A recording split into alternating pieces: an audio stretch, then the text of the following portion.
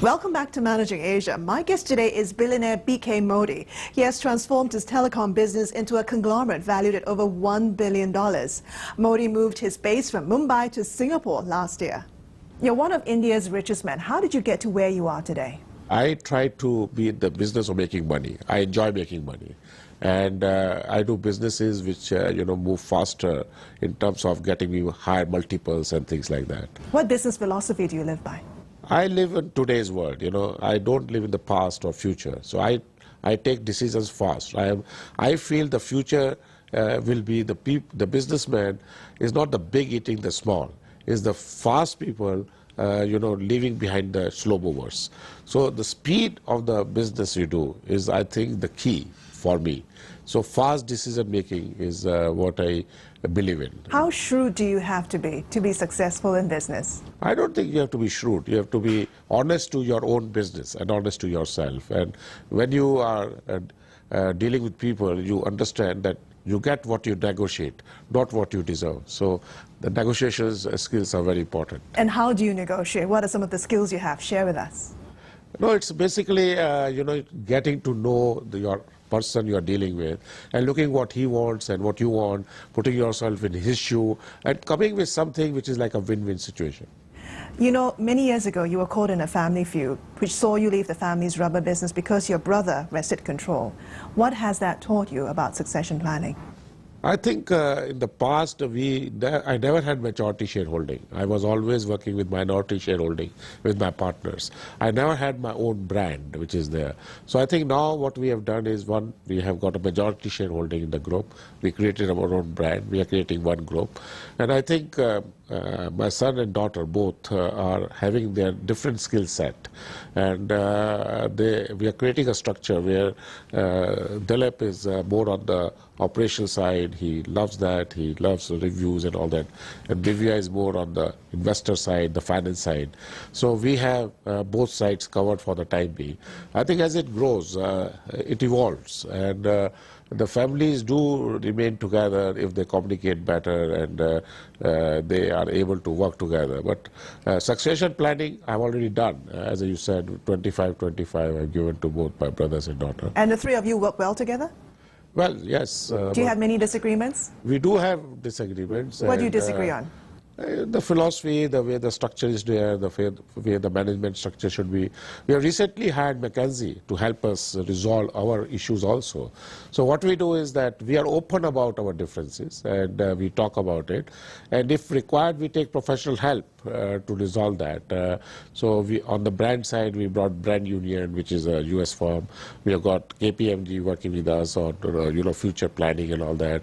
We just brought McKinsey for organizational structure, how to make the group one as well. So what happens in that is that everybody is able to openly discuss. And I think one of the things we have is the openness, which allows, we work as partners. We don't work as father, son, daughter, which is... But you ultimately call the shots? Well, as a chairman of the group, somebody has to take the decision, but the decision is taking into account all the opinions. So I work on a consensus basis, but consensus do mean that ultimately somebody has to decide. But I don't take all the shots. At every level, the people are taking shots. So there are certain decisions which are done at Dilip level or Divya level. There are certain decisions which are done at professional levels. I only get involved in decisions which are more strategic in nature and where the future is being planned and it may affect the future of the group. What lessons are you giving your children about how to run a business? First is you have to have a respect for the professionals because they play a very big role in the business and you have to professionalize yourself. Being an owner does not mean that you can, take the leadership without knowledge. So knowledge is the key for able to, create that leadership. And secondly, you focus on the customer and the investors. These are the two people who give you money. So these two things which are there. And as I said, take decisions. Don't sit on the files, You're 61 years old, spent more than 30 years in telecoms and technology. You've been called one of India's first visionary entrepreneurs who managed to capitalize and invest in new technology products and innovation. How would you describe your leadership style?